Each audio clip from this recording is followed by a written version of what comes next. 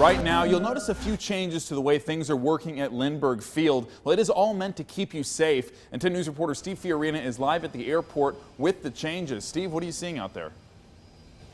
Well, yes, there is a terror alert, but we're seeing an awful lot of extra people and extra take a look at the traffic right now. And this is considerably better than when we arrived here an hour and a half, 2 hours ago.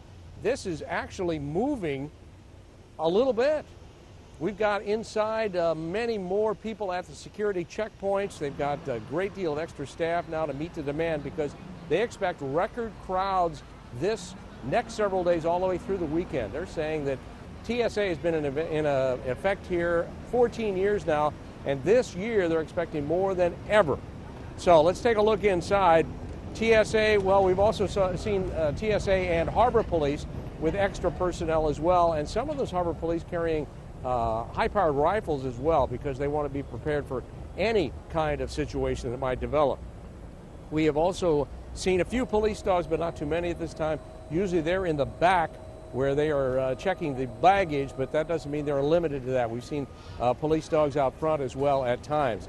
And then the screeners hard at work, the extra baggage handlers, all of these people, because there's such a crowd expected here in and out of Lindbergh Field, they want to make sure that it all goes smoothly and safely. We've also talked to travelers who are aware of the alert. We're always vigilant now when we travel. We always look for suspicious characters, making sure the bags aren't left when we're sitting in the terminal. But in small domestic flights, not as much as when we travel abroad. I'm not very concerned just because the airport, I mean, with the security that they have now, I'm not very concerned at all with the screenings that they have. And if you do have questions, TSA has got a couple of new things. They've got a new phone app called Ask TSA. That's on Twitter. And they've also got a computer page called tsa.gov. You can go in and ask about anything that you worried about, whether you can bring it or not bring it, what kind of clothing you might wear, anything that might come to mind about security. Those things are supposed to be on these two apps. Live at Lindbergh Field, Steve Fiorina, 10. And Steve, before you go, I've got one quick question for you. Did you get any sense of frustration from any of the passengers there with the extra screening, or do they seem pretty understanding given all that's been going on?